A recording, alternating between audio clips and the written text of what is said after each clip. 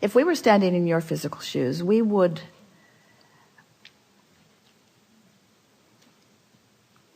decide to be lazy. We're reaching for the perfect word. We would decide to be lazy for a little while.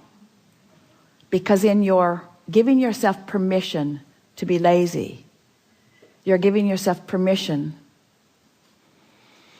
to allow your grid to fill in with everything that you've already chosen and put into your vortex.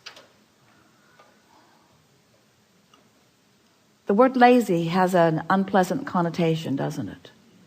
Because it's humans measuring themselves against other humans based upon a flawed premise. And the flawed premise is, the more you do, the more you're worth. And that is the most flawed of all flawed premises. I'd like to give you the premise that is at the basis of your universe. The better you feel, the more you allow. You could not be more deserving. You came as deserving beings into this time-space reality with powerful and clear intent. You've been mixing it up with others and defining what's important, not only to you personally, but important to you on behalf of others. You've included in your vortex the well-being of many others. In some cases, mass consciousness. In some cases, a community. In some cases, a family. But you've included in your vortex a desire for the well-being of far more than your personal self.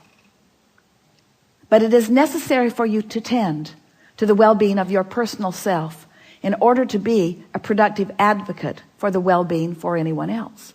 In other words, you cannot give, or you cannot extend, or you cannot punctuate, or you cannot accentuate, you cannot assist anything that you are not already feeling.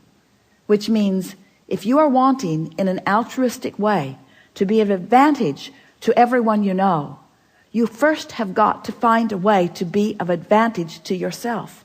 Which means you want to carve out more time to be nicer to yourself. More private time. More time under the bridge. More time where others are not telling you what to do.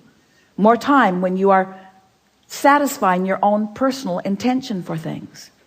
If we were standing in your physical shoes and someone were to ask you to do something, we would stop in the middle of the request and we would evaluate it completely. And we would say to them, I sincerely desire to accomplish this request that you are offering. And it is my expectation that I will be able to do that since I am in this relationship with you and you are requesting it of me, employer or mate or parent or child or whoever it is. It is my expectation that I will be able to accomplish this. I just have to insert one thing in the foreground of this request. I will accomplish it for you as long as I can first accomplish ease for myself in the process. Really want you to ponder that a little bit. Esther, on one of the earlier cruises, made sure that everyone received an easy button from Staples. Everyone got one. And Esther found a box of them in the attic the other day, and she spread them all around her house because she wants to amplify the ease of things, not the hardness.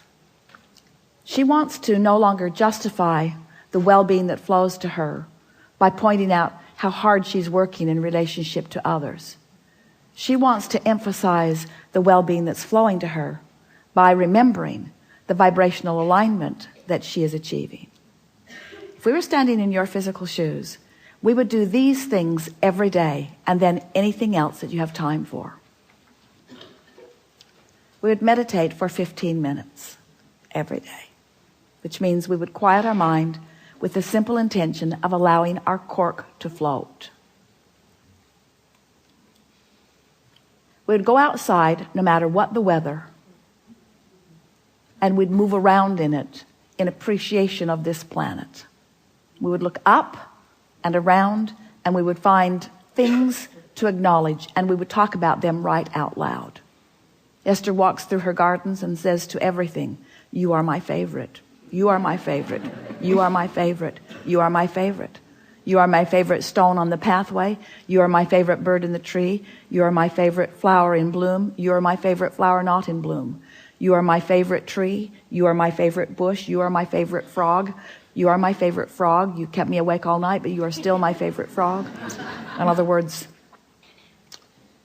so first thing, meditate. Second thing, spend more time outside. Third thing, we would buy a notebook. We would call it My Book of Positive Aspects. And we would fill at least 3, 4, 5 is even better, pages of positive aspects. 5 different subjects, and write the positive aspects of it. Training your vibration into that upward place. And then there is one last thing that if we were standing in your physical shoes, we would do every single day.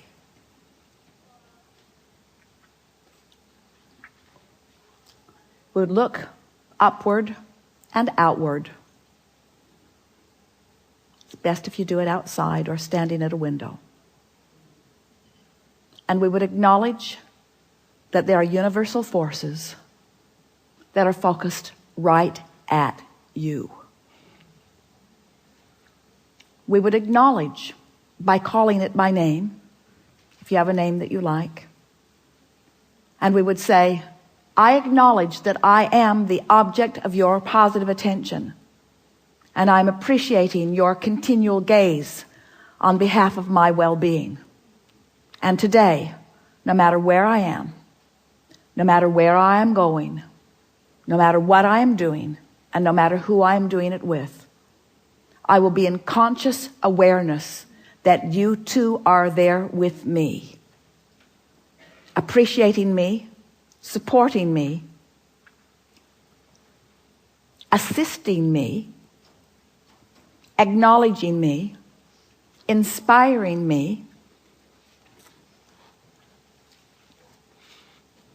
guiding me, having fun with me, acknowledging me, supporting me, assisting me, inspiring me, helping me, guiding me, aware of me, loving me, showing me, inspiring me, guiding me, helping me, uplifting me, showing me. Get into an endless loop of that acknowledgement and watch what begins to happen in your life as soon as this day. Your vortex is filled to the brim with specific requests that you have put there and that you are deserving of the realization of. And it's time for those realizations to be flooding into your experience at a rate that will astonish those who surround you. It's time for you to remember what you've put there and to bring it forward active into your today experience.